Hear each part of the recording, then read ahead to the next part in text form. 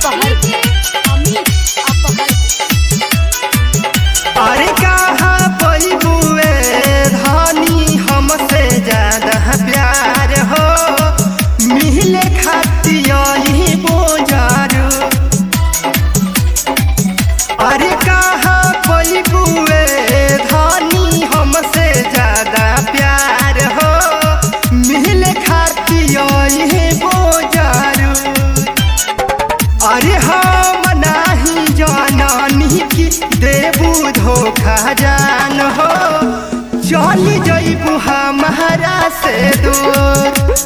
कहाँ पैबुए धनी हमसे ज्यादा प्यार हो, मिले खाती बोझारू।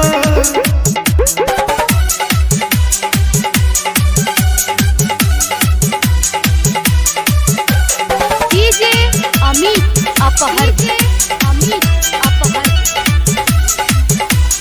खैले कसम रहे जिंदगी संग बिताए जे, मनवा के सब तोहर सारा पुराए जे।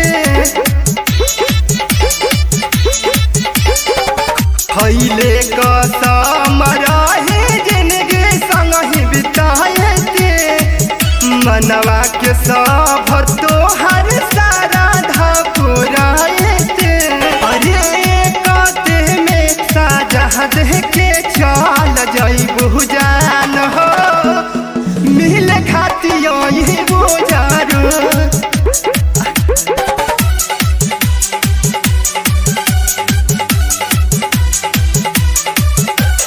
डीजे अमित अपहर अमित अपहर।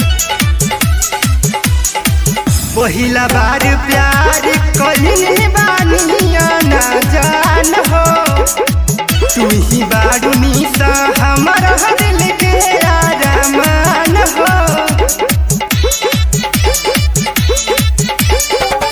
पहिला बार प्यार कइले बानिया ना जान हो, तू ही बारू निशा हमारा दिल के अरमान हो।